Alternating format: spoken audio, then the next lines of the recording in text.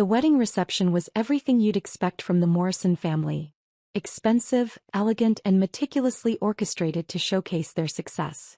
Crystal chandeliers cast warm light over round tables draped in ivory silk, while a string quartet played softly near the dance floor. My cousin Bradley's wedding to Amanda Worthington was the social event of the season, at least according to Aunt Margaret, who had spent the better part of 2 years planning it. I sat at table 12, relegated to the back corner with the distant relatives and family friends who hadn't made the inner circle. It was a familiar position, close enough to be included, far enough away to be forgotten. The seating chart, I suspected, had been Aunt Margaret's subtle way of acknowledging my existence while minimizing my visibility. From my vantage point, I could see the head table where Bradley held court, regaling his new in-laws with stories about his marketing consultancy business. At 28, he'd built what he liked to call a boutique agency that served local businesses with social media strategies and brand development. According to family lore, Morrison Marketing Solutions was thriving, bringing in six-figure contracts and establishing Bradley as the entrepreneurial success story of our generation. Poor Stephanie, I heard someone whisper at the table next to mine. It must be so difficult watching everyone else succeed. I glanced over to see Mrs. Patterson, one of my aunt's bridge club friends, speaking in hushed tones to her companion. They were looking in my direction with the expression people reserve for discussing tragic family circumstances. "What's her situation exactly?" asked the other woman. "Well, from what Margaret tells me, she's been struggling for years. Some kind of freelance work that doesn't pay very well. She's always behind on bills, living paycheck to paycheck." I took a sip of champagne and continued listening to Mrs. Patterson's analysis of my financial circumstances. It was fascinating, really, how confidently she spoke about matters she knew nothing about. Margaret mentioned that Stephanie had to borrow money from family just to afford a proper dress for tonight. That was news to me, considering I'd purchased my dress at Nordstrom 3 weeks ago and paid with my personal credit card. The same card I used for all my expenses, which were automatically paid in full each month from my investment accounts. "How embarrassing," the companion murmured. "At her age, you'd think she'd have figured things out by now." I was 32, apparently the age at which financial struggles become particularly shameful rather than merely unfortunate. The conversation was interrupted by Bradley's voice carrying across the reception hall as he stood to make an impromptu toast. The room quieted as he raised his champagne glass, commanding attention with the natural confidence that had always made him the golden child of our extended family. "I want to thank everyone for celebrating with Amanda and me tonight," Bradley began, his voice projecting clearly across the room. "Looking around at all of you, our family, our friends, our business associates, I'm reminded of how blessed we are to be surrounded by people who understand the value of hard work and success." Polite applause rippled through the crowd. Bradley was known for his motivational speaking style, whether he was addressing potential clients or wedding guests. "You know, success isn't just about money," he continued, warming to his theme. "It's about building something meaningful, contributing to your community, setting an example for the next generation." His eyes swept the room as he spoke, and I noticed they lingered briefly on my table before moving on. "Some people understand this and some people—" He paused dramatically. "Well, some people are still figuring it out." More laughter, though it felt less comfortable this time. I recognized the subtle cruelty in Bradley's words. The way he could deliver criticism while maintaining plausible deniability about his target. "But that's okay," he continued with magnanimous generosity. "We all find our path eventually. Some of us just take longer than others." I felt the familiar heat in my cheeks that came with being publicly dismissed, even indirectly. Around me, wedding guests were nodding and smiling, accepting Bradley's narrative about success and failure, contribution and dependency. "To those who have supported Amanda and me in building our business, in creating our future together, thank you. And to those who are still working on building theirs." He raised his glass higher. "We believe in you. Keep trying." The toast concluded with enthusiastic applause and the clinking of glasses. Bradley beamed as wedding guests approached to congratulate him on both his marriage and his inspirational words. I remained seated, finishing my champagne while processing the public nature of what had just happened. Aunt Margaret appeared at my table a few minutes later, her expression a mixture of maternal concern and social embarrassment. "Stephanie, dear, how are you enjoying the reception?" It's lovely, Aunt Margaret. You've done a beautiful job with everything. She sat down in the empty chair next to mine, smoothing her emerald green dress with practiced elegance. I hope you didn't take Bradley's toast personally. He's just so passionate about success and achievement. I didn't take it personally. Good, because you know we all love you. We just worry sometimes about your situation. I looked at my aunt, successful, well-meaning, completely convinced that she understood my circumstances better than I did. What situation is that? Oh, sweetheart, you don't have to pretend with me. Margaret told us about the financial difficulties, the bill payments, the struggle to find steady work. Margaret was Bradley's mother, my father's sister, and apparently the family's primary source of information about my personal finances. Margaret told you I can't pay my bills? She mentioned that you've been having some challenges. There's no shame in it, dear. The economy has been difficult for everyone. I nodded politely, wondering where Margaret had gotten her information about my supposed financial struggles. Probably from the same place Mrs. Patterson had learned about my borrowed dress and paycheck-to-paycheck lifestyle. The important thing, Aunt Margaret continued, is that you don't give up. Bradley started his business with almost nothing, and look at him now. I looked across the room at Bradley, who was explaining something enthusiastically to a group of Amanda's relatives. According to family stories, Morrison Marketing Solutions had grown from a one-man operation to a thriving consultancy with multiple employees and high-profile clients. He's done very well, I agreed. He has. And Stephanie, if you ever need advice about building a business or finding your direction, I'm sure Bradley would be happy to help. He's always been generous with his knowledge. My phone buzzed with a text message. I glanced at it and saw it was from David Kim, my partner at Meridian Capital Management. Stephanie, I know we're not supposed to work on weekends, but the Morrison Marketing acquisition just got final approval. Board meeting Monday to sign papers. I felt a familiar flutter of satisfaction mixed with anticipation. The Morrison Marketing acquisition had been in development for 3 months, ever since we'd identified Bradley's company as a strategic addition to our portfolio of digital marketing assets. Actually, Aunt Margaret, I should probably return this call. It's work-related. Of course, dear. Don't let me keep you from your freelance projects. I excused myself and stepped outside to the hotel's garden terrace, where I could speak privately. David answered on the first ring. Stephanie, sorry to bother you at your cousin's wedding, but I wanted to confirm the Morrison deal is finalized. All the paperwork cleared? Everything. We officially own Morrison Marketing Solutions as of 4 p.m. today. The acquisition price was exactly what we discussed, $2.4 million. I looked back through the windows at the reception, where Bradley was still entertaining guests with stories of his business success. And Bradley Morrison has no idea? None whatsoever. The acquisition was structured through our holding company, so his name will never appear on any of the documentation he'll see. As far as he knows, he's been acquired by Pinnacle Digital Holdings, which is our subsidiary, which is owned entirely by Meridian Capital Management, which is owned entirely by you. I smiled, watching Bradley gesture enthusiastically while describing what I presumed were his company's impressive growth metrics. David, when do we inform him about the change in ownership? Monday morning. I've scheduled a meeting with him and his management team to discuss the transition. Should I handle it personally, or would you prefer to be there? I considered the options. Bradley's reaction to learning his company had been acquired would probably be interesting, but his reaction to learning who had acquired it would be extraordinary. I'll handle the Monday meeting personally. Are you sure? This might be complicated given the family relationship. That's exactly why I should handle it personally. After hanging up, I remained on the terrace for several minutes, processing the irony of the situation. Inside, my cousin was celebrating his wedding and business success while accepting congratulations from family members who believed I couldn't pay my own bills. Outside, I was finalizing the acquisition of his company through my investment firm.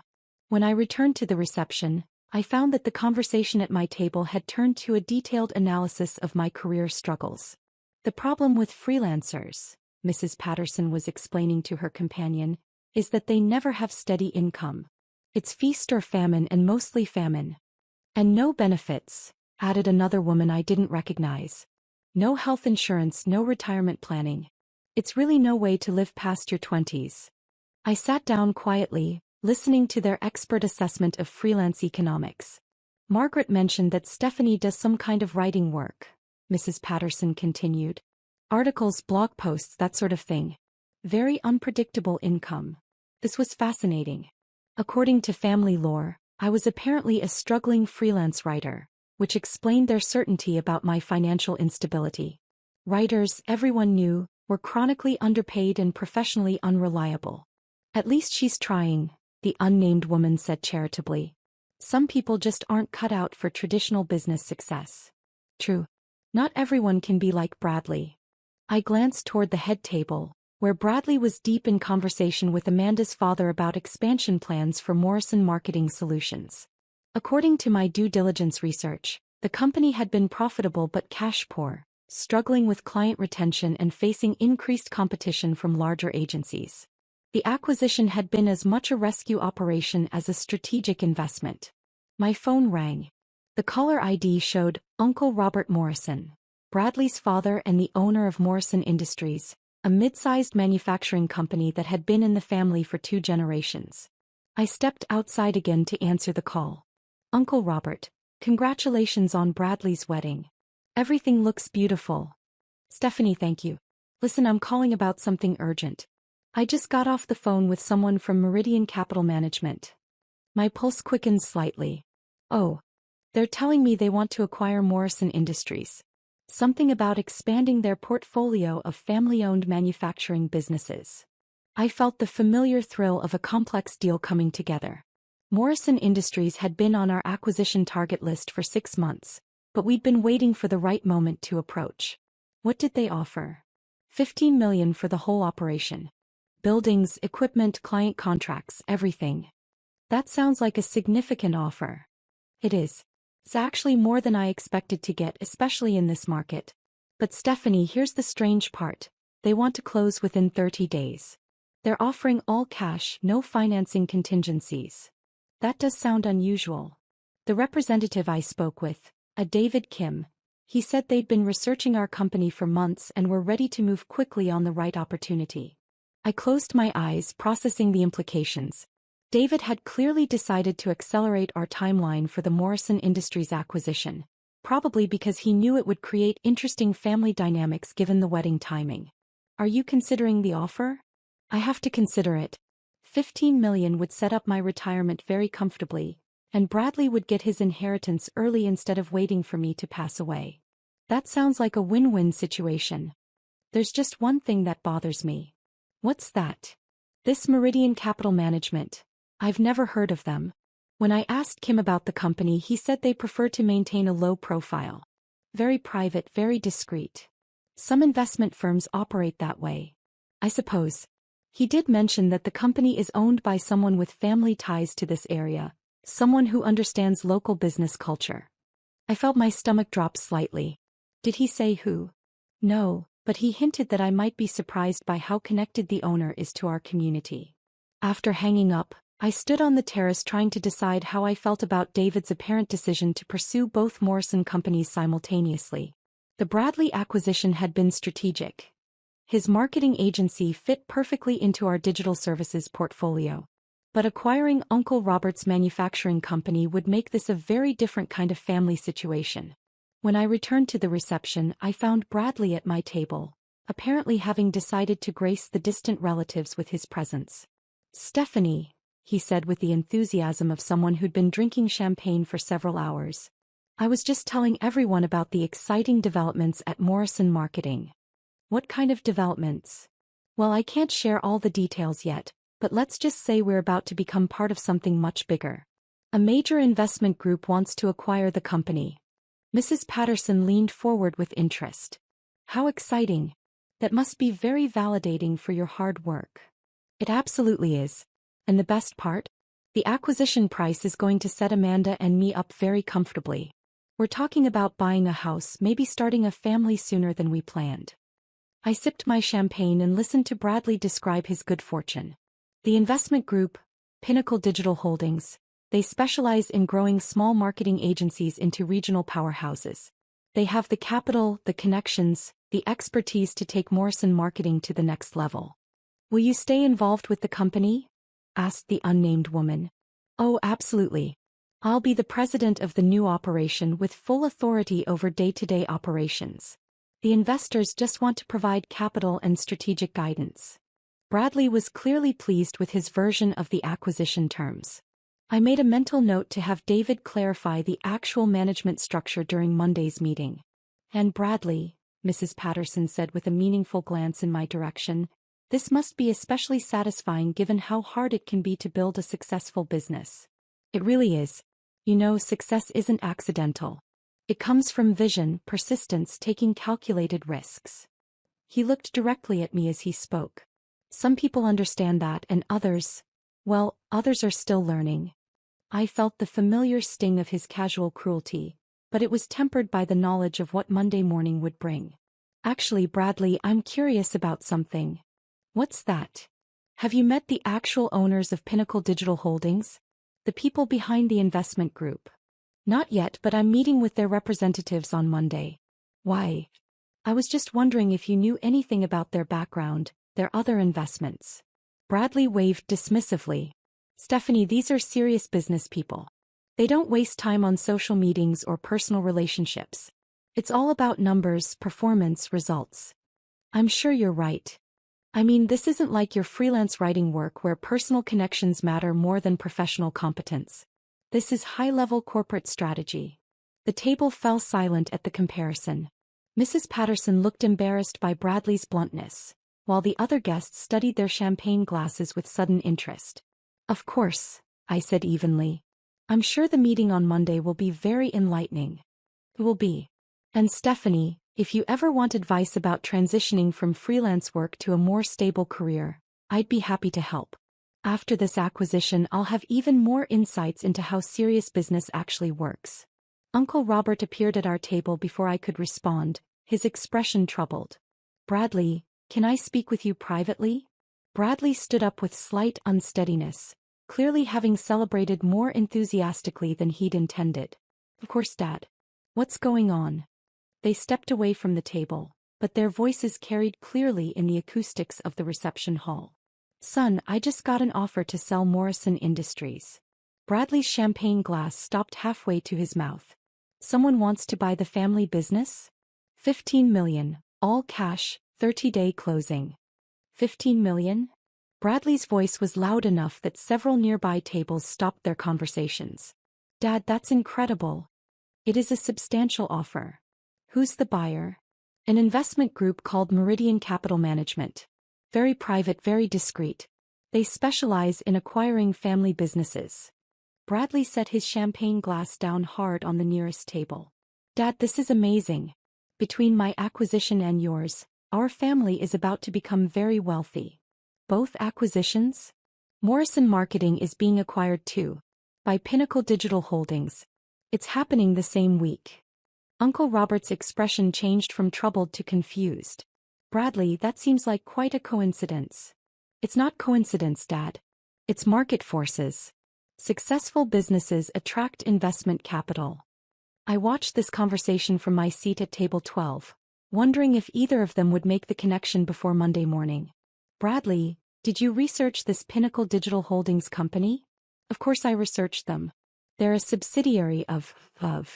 Bradley paused, clearly trying to remember details he hadn't considered important. A subsidiary of what? I'm not sure. But my contact said they're part of a larger investment firm with extensive experience in digital marketing.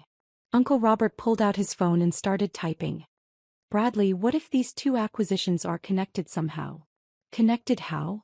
What if the same investment group is buying both companies? Bradley laughed, but it sounded forced. Dad, that's impossible. These are completely different industries, completely different investment strategies. Are they?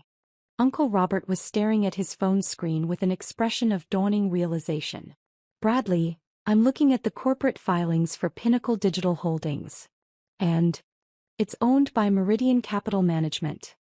Bradley's remaining champagne glass slipped from his fingers and shattered on the floor, sending crystal shards and champagne across the reception area.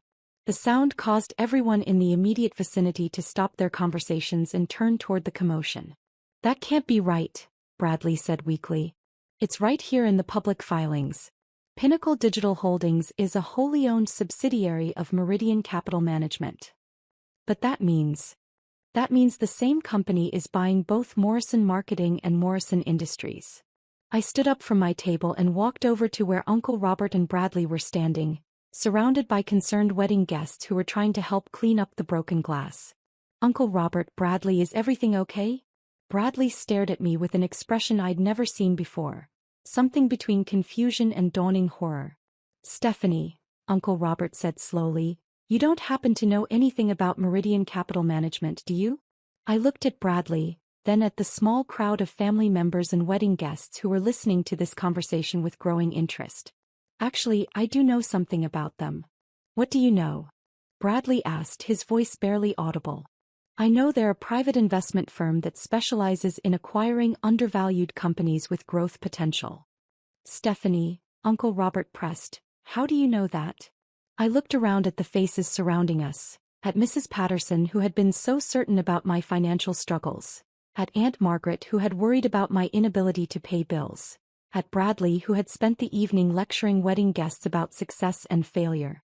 I know because I own Meridian Capital Management. The silence that followed was so complete I could hear the string quartet playing in the distant corner of the reception hall. You own what? Bradley whispered. Meridian Capital Management. It's my investment firm.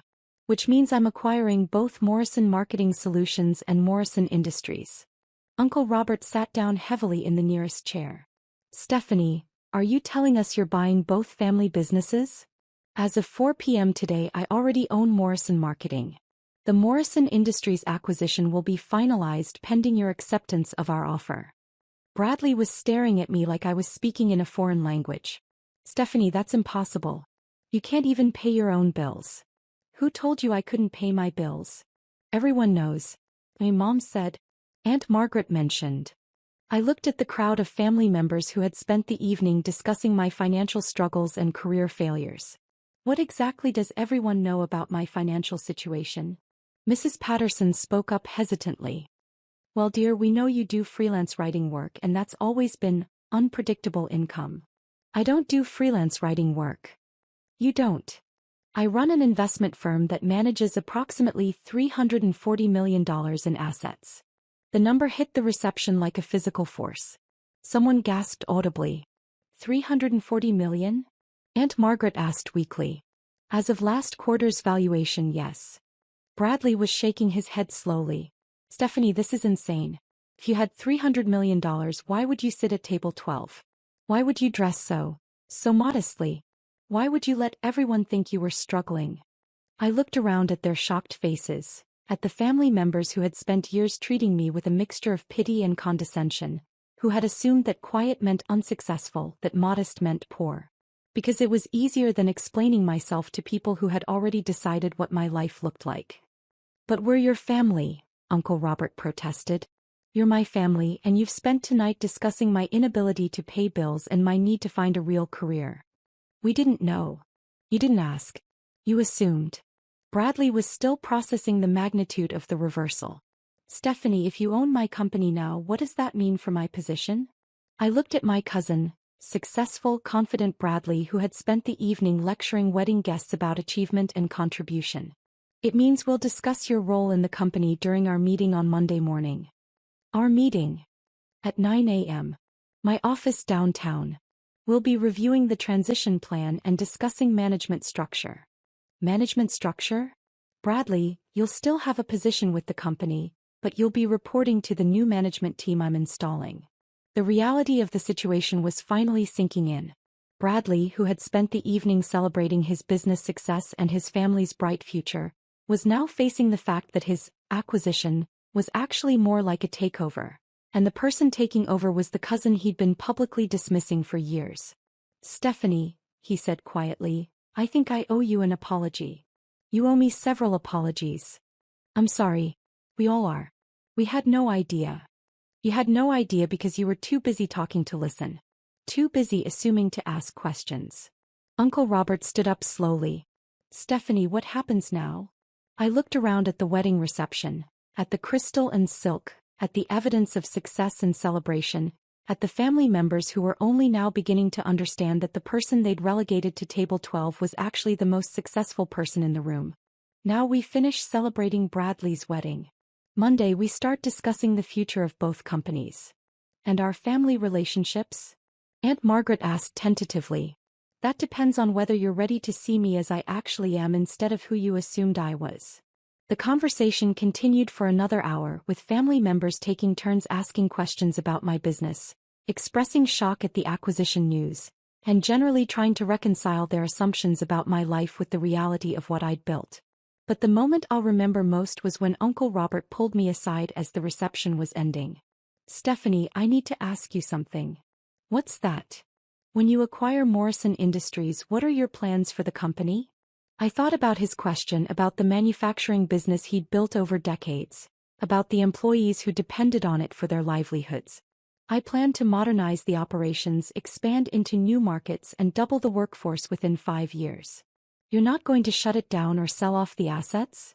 "Uncle Robert, I don't buy companies to destroy them. I buy them to grow them."